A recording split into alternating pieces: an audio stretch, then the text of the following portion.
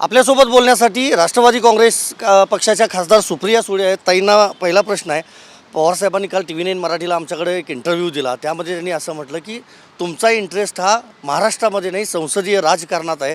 आणि त्यांनी तुम्ही मुख्यमंत्री पदाच्या दावेदार किंवा जी काही चर्चा होती त्याला ताई पूर्णविराम दिलेला आहे. अर्थातच एकतर राष्ट्रवादी काँग्रेस पक्ष हा CMच्या रेसमध्ये नाही, हे गेले 2 महिने आम्ही सातत्याने बोलतोय.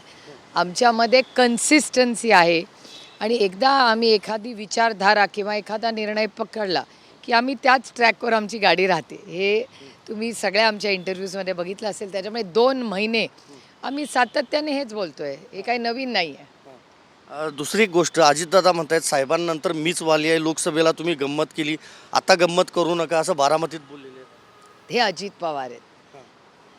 सगळ्यांना त्यांच्या बोलण्याची पद्धत माहिती आहे. त्याच्यामुळे रामकृष्ण हरी.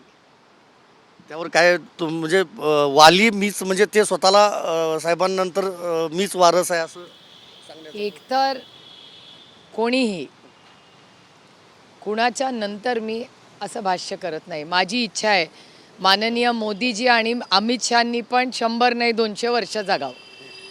त्याच्यामुळे ही भाषा माझ्या संस्कारात बसत नाही. आणि म्हणजे माझं वैयक्तिक मत आहे की जरी मी भारतीय जनता पक्षाच्या विरोधात असले तरी माझी इच्छा आहे की त्यांच्या सगळ्या नेत्यांनी 100-200 वर्ष जगावं, आम्ही सगळ्यांनी लढावं करावं. पण ही भाषा माझ्या संस्कृतीत बसत नाही. साहेब आणि पाऊस म्हणजे पावसातली साहेबांची सभा हे संपूर्ण महाराष्ट्रानं बघितलं आहे.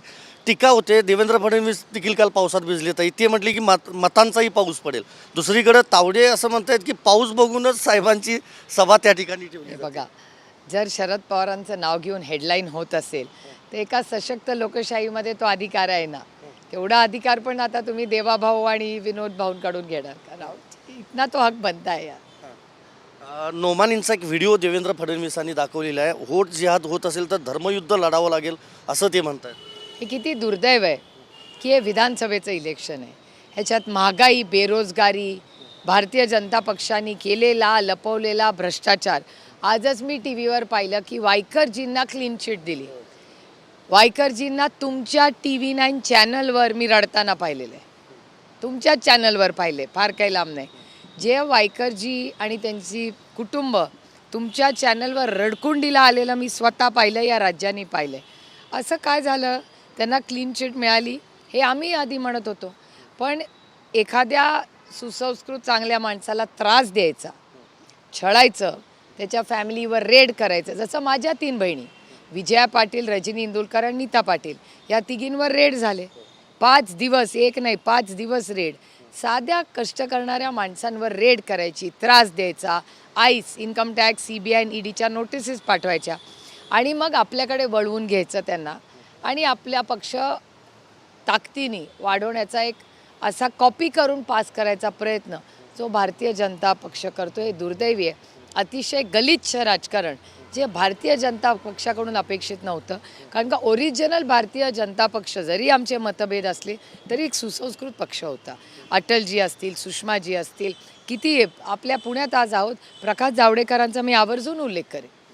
हे सगळे सुसंस्कृत नेते भारतीय जनता पक्षाचे. असं गलिच्छ राजकारण कधी केलं नाही. BJP 2.0 आहे ना, याचा प्रॉब्लेम आहे. पण नोमानींचा व्हिडिओ दाखवून काय वेगळं साध्य करायचं असं वाटतं? अहो, त्यांच्या ह्याचा अर्थ काय होतो की देवेंद्रजींकडे अजेंडाच नाही, विकास केला नाही, घरं फोडली, पक्ष फोडले, आईस, इन्कम टॅक्स, CBI आणि ED करून हे सगळे उद्योग जे केलेत गेले 2-2.5 वर्षात. आणि देवेंद्रजी स्वतःच म्हणाले की मी 2 पक्ष फोडून आलो. हे तर आमचा आरोप नाही आहे. देवेंद्रजी स्वतःच म्हणाले की 2 पक्ष फोडून मी आलो आणि उपमुख्यमंत्री झालो. त्यामुळे दुर्दैव आहे की देवेंद्रजींकडून माझ्या खूप अपेक्षा होत्या. एक युवा नेतृत्व महाराष्ट्रात होतं, जरी विरोधात असलं म्हणून काय झालं.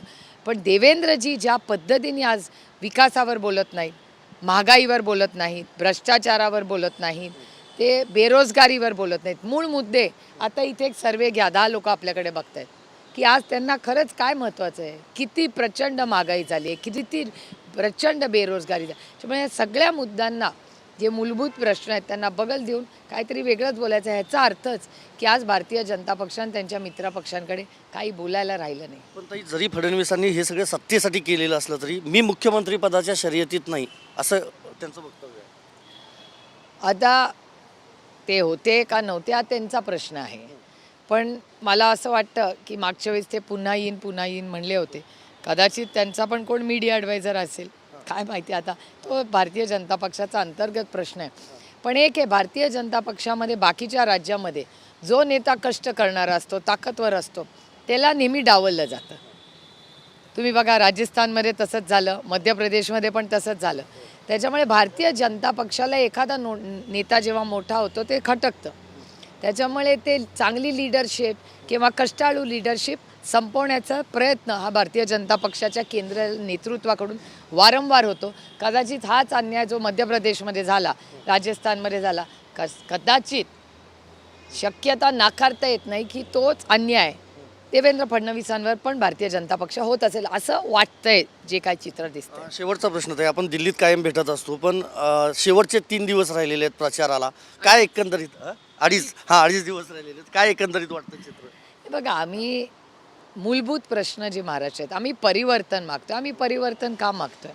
कारण का आज महागाई, बेरोजगारी आणि प्रचंड महाराष्ट्रात होणारा भ्रष्टाचार हा इतका वाढत चालला आहे. महागाई वाढत चालली आहे, बेरोजगारी वाढत चालली, हे प्रश्न आहे. पॉलिसी आम्ही कशासाठी येतो सत्तेमध्ये?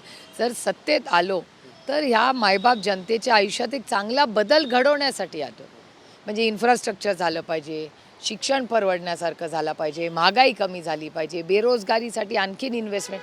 आम्ही खूप सिरियस GST हा मूलभूत गोष्टींवरचा किंवा शेतीवरचा कमी किंवा शून्यावर आणला पाहिजे असा तर आमचा आग्रह आहे.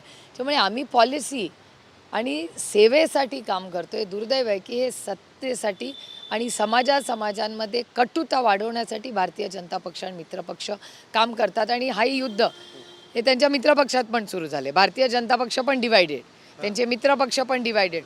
आता एका स्टेटमेंटबद्दल, पॉलिसीबद्दलच एवढे मतभेद असतील, ते सरकार कसं चालवणार? धन्यवाद ताई आमच्याशी बोलल्याबद्दल. व्हिडिओ जर्नलिस्ट विनोद कुमारसह मी संदीप राजगोळकर, TV9 मराठी, पुणे.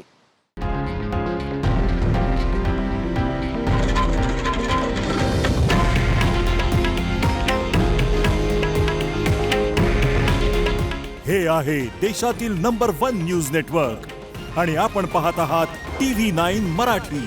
काळजी तुमची, हित महाराष्ट्राचं.